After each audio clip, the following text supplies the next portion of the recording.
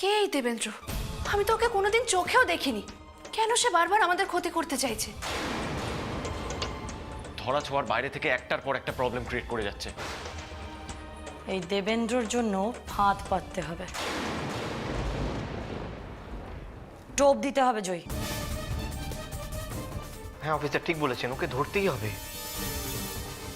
মানে বাড়িতে বয়স্করা রয়েছে, বাচ্চারা রয়েছে, যে কোনো সময় আমাদের একটা ক্ষতি করে দিতে পারে। এইভাবে তো আমরা থাকতে পারবো না, শান্তি পাবো না তো আমরা। আপনারা চিন্তা করবেন না, দেবেন্দ্র ধরা পড়বে, আমি কথা দিচ্ছি।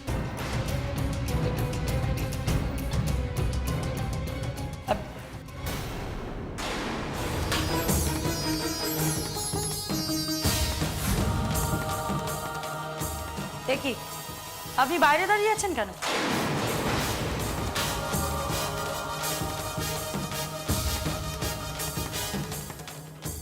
ভেতরে আসুন।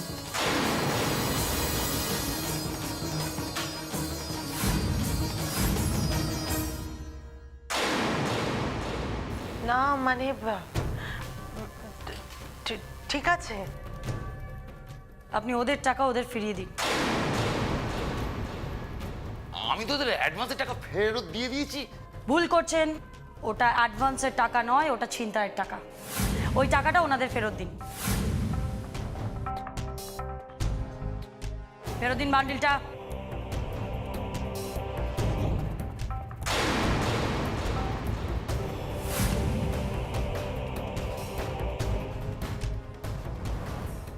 অ্যাডভান্সে 10,000 টাকা আপনার কাছেই রইল, আর ওরা এখানেই থাকবে।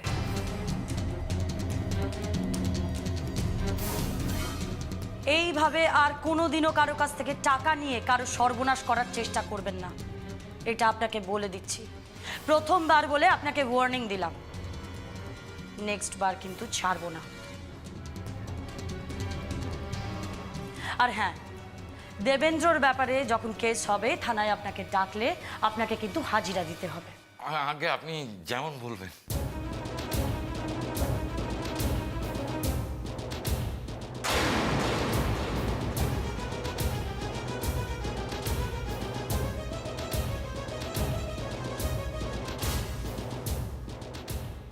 জয়ী, আমি এখন বেরোচ্ছি, আর তোমাদের কোনো রকম অসুবিধে হলে ইনফর্ম করো, হেজিটেট করো না, কেমন? মিনিট একটু বাইরে এসো, কথা আছে।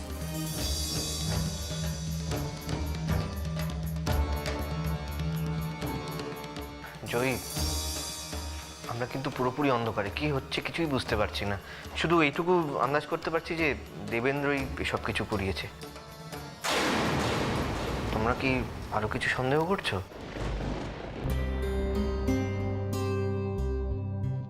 সবটা বাড়ির সবার সাথে আলোচনা করা দরকার মেস্তা ভাই, তবে এখন নয়, আজও নয়, কাল সকালে আমাদের নিজেদের বাড়ির সামনে।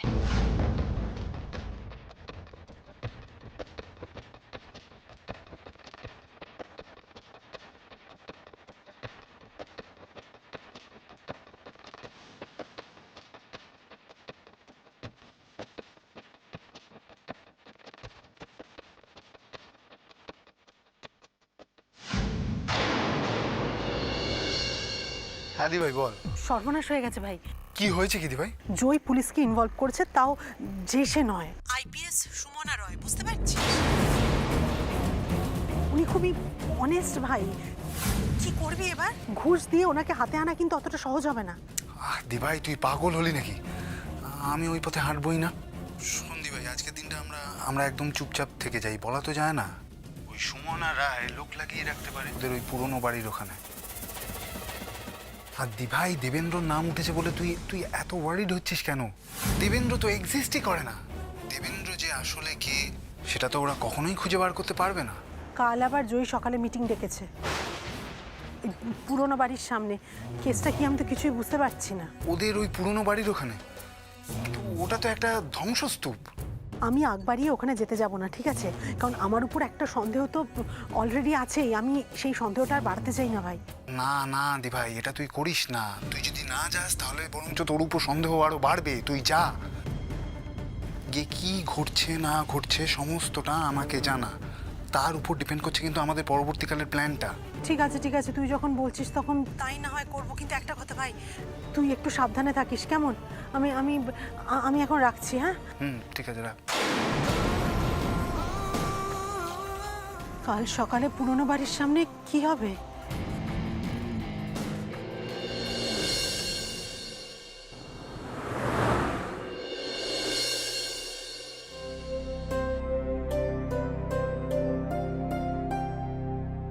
আচ্ছা, এই সকালবেলা ছোট বৌমা আমাদেরকে কেন এখানে ডাকলো বলো তো? যা বলবার বাড়িতেই তো বলতে পারতো। আমার কিন্তু ভীষণ চিন্তা হচ্ছে। সব কিছু হারানোর পরেও তুমি নতুন করে আবার হারানোর চিন্তা করছো কাবেরী? চিন্তার কিচ্ছু নেই। আর তাছাড়া জয়ী রিবু তো বলে দিয়েছে চিন্তা করতে হবে না। শোনো না, আমার কি মনে হয় জানো তো, জয়ী আমাদের ভালো একটা কিছু দেখানোর জন্যই ডাকছে। মেয়েটাকে তো আমি চিনি, খারাপ কিছু ঘটলে ও সেটা সবসময় নিজের কাঁধে নিয়ে নেয়, আর ভালো কিছু হলে সেটা পরিবারের সবার সঙ্গেও ভাগ করে। জেঠুমনির চিন্তা হবে, জেঠুমনির কষ্ট হবে, পরিবারের কষ্ট হবে, এমন কোনো কাজও কখনো করবে না।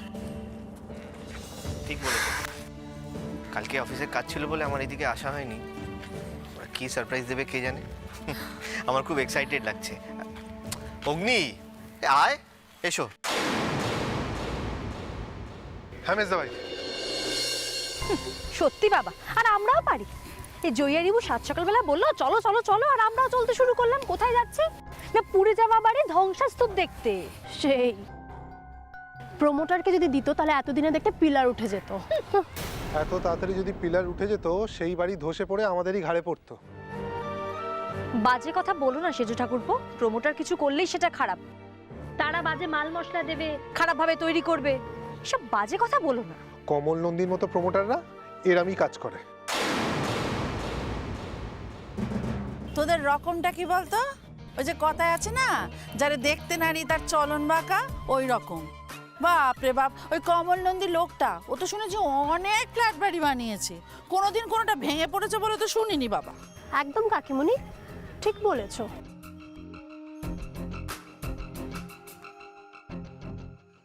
চলো চলো।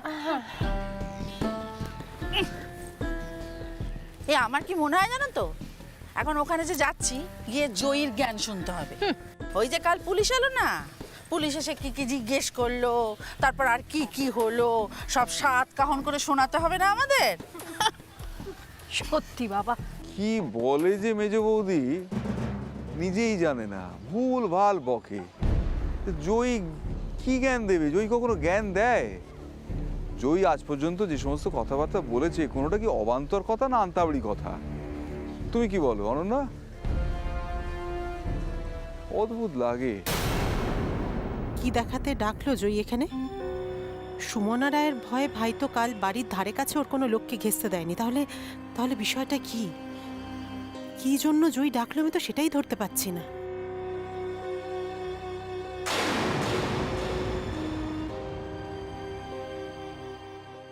অনন্যা, আমি একটা কথা বললাম, তুমি কোনো রিয়াকশন নেই তোমার? কি হলো? কি ভাবছো? না, ভাবছিলাম যে ওই মানে জয়ী কেন এখানে ডেকেছে, কি বলতে ডেকেছে সেটাই ভাবছি। ধৈর্য ধরুন মেম সাহেব, সবুরে মেয়া ফলবে, ঠিকই জানতে পারবেন। চলো চলো চলো।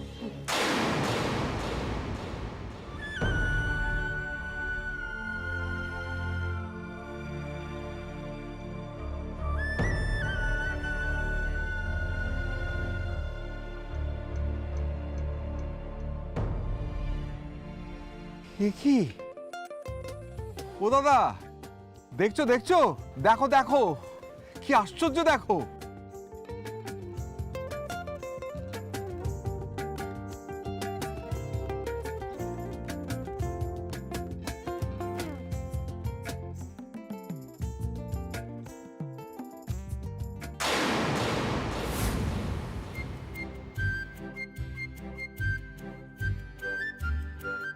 তোমরা সবাই এসে গেছো? ধন্য ধন্য জয়রিবু, তোদের ধন্যবাদ দেবার কোনো ভাষা নেই। তোরা অসাধ্য সাধন করেছিস। কি কি বলছিস? সমস্ত ধ্বংসস্তূপ সরিয়ে দিয়ে এইভাবে বাউন্ডারি ওয়াল শুরু হয়ে গেছে? কি করে হলো রে? কি হয়েছে জানিস তো মেজদা ভাই, আমরা একটা রিস্ক নিয়েছি। বেশি টাকা দিয়ে আমরা বেশি লোক নিয়োগ করিয়ে ডাবল ট্রিপল শিফটে কাজ করিয়েছি, তাই কাজটা এত তাড়াতাড়ি উঠে গেছে। আমি এসে গেছি মা, তোমরা সবাই রেডি তো? হ্যাঁ ঠাকুরমশাই। বাবা বাবা ঠাকুরমশাই বলছিলেন আজকের দিনটা খুব শুভ, তাই ভাবলাম আজই ভিত পুজোটা সেরে নি। এসো।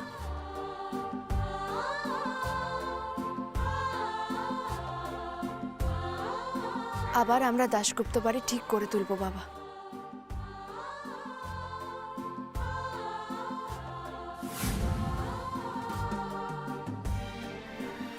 নিন ঠাকুরমশাই, আপনি এবার শুরু করুন। হ্যাঁ মা। 1 মিনিট জয়ী। একটা পাঁচিল গাঁথা শুরু করে তুমি এত বড় কথা বলতে পারো? একটা গোটা বাড়ি বানাতে কত লক্ষ লক্ষ টাকা লাগবে তুমি জানো? সেই অতগুলো টাকা কে দেবে জয়ী? তুমি?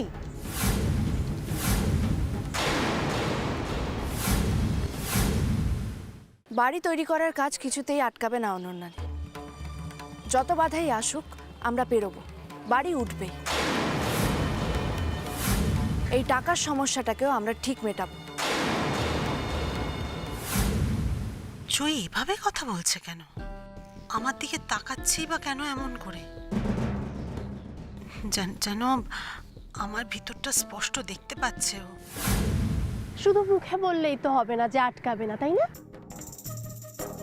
একটা বাড়ি তৈরি করাটা তো 10-20 হাজার টাকার ব্যাপার নয় যে মুখে বলবে আর বাড়িটা তত্তর করে তৈরি হয়ে যাবে। আমার তো মনে হচ্ছে যে যে কোনো মুহূর্তে এই বাড়ি তৈরির কাজটা না বন্ধ হয়ে যেতে পারে। আর তাছাড়া আবর্জনা ফেলার ব্যাপারটা তুমি সবার থেকে গোপন করলেও আমি কিন্তু জেনে গেছি যে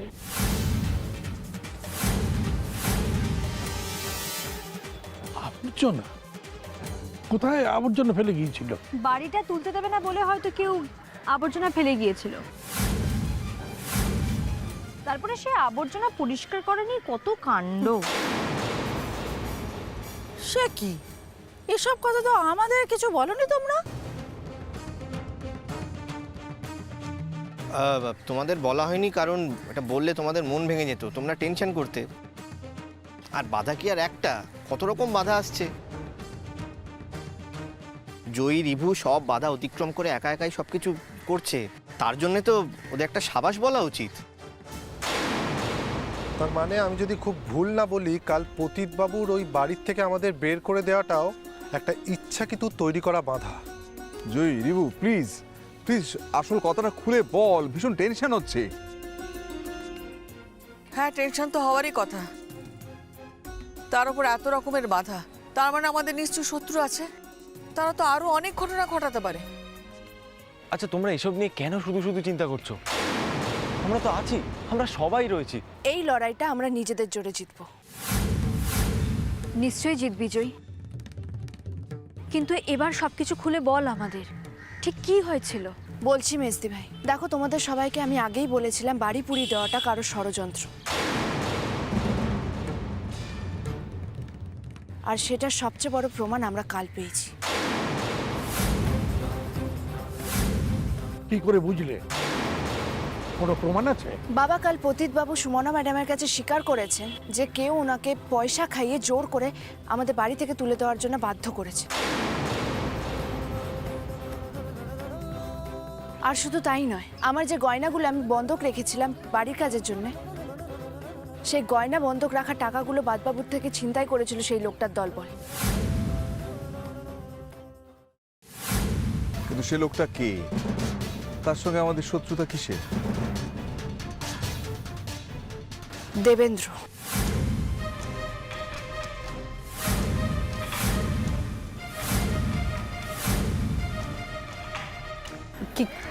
কে দেবেন্দ্র জয়ী? সেটাই তো জানতে চাইছি অনন্যাদি। কে এই দেবেন্দ্র? তার কিসের শত্রুতা আমাদের সবার সঙ্গে?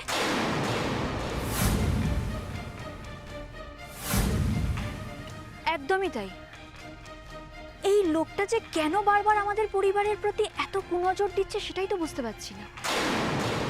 এর আগেও ওই জেসিকা ফার্নান্ডেজের বিরুদ্ধে ফ্রড কেস করে ও জয়কে ফাঁসাতে চেয়েছিল, পারিনি ঠিকই, তবে চেষ্টা তো করেছিল। আমি বুঝতে পারছি না লোকটার স্বার্থটা কি। তোমাদের মনে আছে আমরা তোমাদের বলেছিলাম এই বাড়িতে যখন আমরা সার্চ করতে এসেছিলাম আমরা এস লেখা একটা রুমাল কুড়িয়ে পেয়েছিলাম। রুমাল পেয়েছো? হ্যাঁ পেয়েছিলে তো, তাতে কি হয়েছে? একটা রুমাল তো যে কোনো কারোর পকেট থেকে যে কোনো সময় পড়ে যেতেই পারে, তাই না? হ্যাঁ বড় বৌদি, সেটা খুব স্বাভাবিক, পকেট থেকে রুমাল পড়ে যেতেই পারে, কিন্তু এই রুমালটা পাওয়ার পর থেকে আমার মনে দুটো প্রশ্ন এসেছে। এক, দেবেন্দ্রর সঙ্গে ওই এস লেখা রুমালের মালিকের কোনো সম্পর্ক নেই তো? আর দুই, সেই লোকটা কেন এই পোড়া বাড়িতে ঢুকেছিল? সর্বনাশ, যে ভয়টা পাচ্ছিলাম সেটাই হলো। এটা যে কি বিপদ বাঁধালো না। আমার মনে হয় সম্পর্ক আছে, তা না হলে দেবেন্দ্রর কি কারণ থাকতে পারে আমাদের ক্ষতি করার? এস দিয়ে নাম শুরু হয় এমন দুজন মানুষকে আমরা চিনি যারা আমাদের ক্ষতি করতে চায়, তার মধ্যে একজন সুকুমার, কিন্তু সে তো আর বেঁচে নেই। আর একজন সাগর দত্ত, কিন্তু সাগর দত্ত এই মুহূর্তে গোল্ড কাপ নিয়ে ব্যস্ত, তাই ও এই কাজ করবে না। আর ও করবেই বা কেন? মানে ও জয়ের খেলা আটকানোর জন্য সব কিছু করতে পারে, যে কোনো উপায় বার করতে পারে, কিন্তু বাড়ি পুড়িয়ে দেওয়ার মতো রিস্ক এতটা বাড়াবাড়ি ও করবে না। কিন্তু তাহলে তো বাকি থাকে শুধু সুকুমার।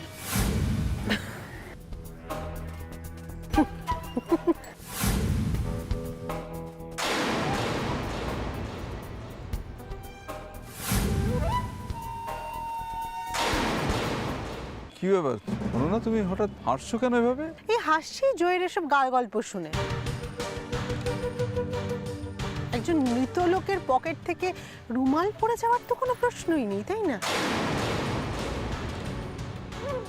সেটা আমি খুব ভালো করে জানি অনন্যাদি,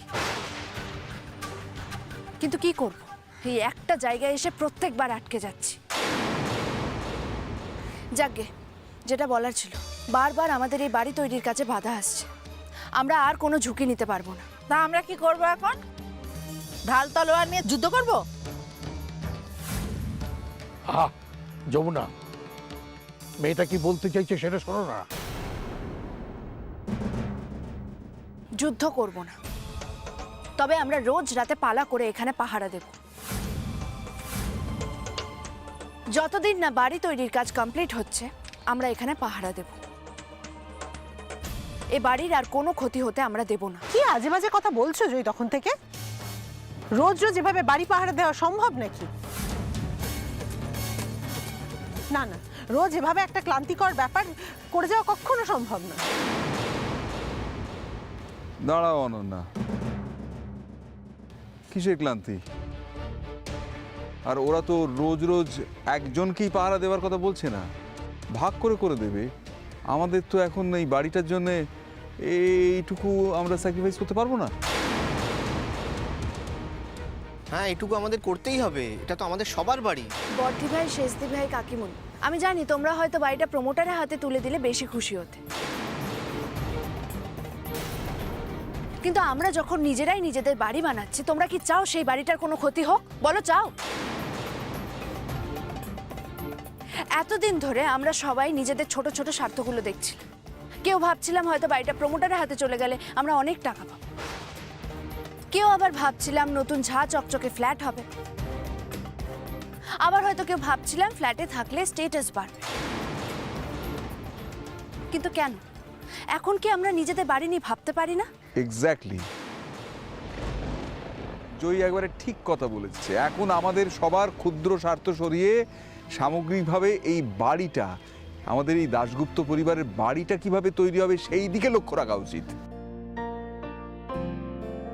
কিন্তু তোমরা পাহারা দিলে কি হবে? মানে শত্রুদের তো ক্ষমতা অনেক বেশি, যে পাহারা দেবে তার যে কোনো ক্ষতি হবে না এরকম কি কোনো গ্যারান্টি আছে নাকি? যদি কোনো বড় ক্ষতি হয়ে যায় তখন? কেন বর্দি ভাই, কেন তুমি এরকম বলছো? কেন বলছো শত্রুর ক্ষমতা অনেক বেশি? আমাদেরও অনেক ক্ষমতা আছে, অনেক সাহস আছে। আমরা সতর্ক থাকবো, সব রকম প্রোটেকশন নেব। প্রয়োজনে আমাদের প্রোটেকশন দেওয়ার জন্য যে লোক রয়েছে তাকে তো তোমরা সবাই কাল বাড়িওয়ালার ঘটনাতেই দেখতে পেয়েছো।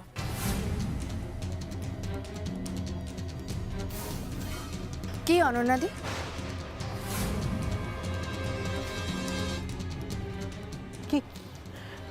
কিছু বলছো জয়ী? কথাটা আমি ঠিক বলিনি? আমরা পারবো না বাড়িটা রক্ষা করতে?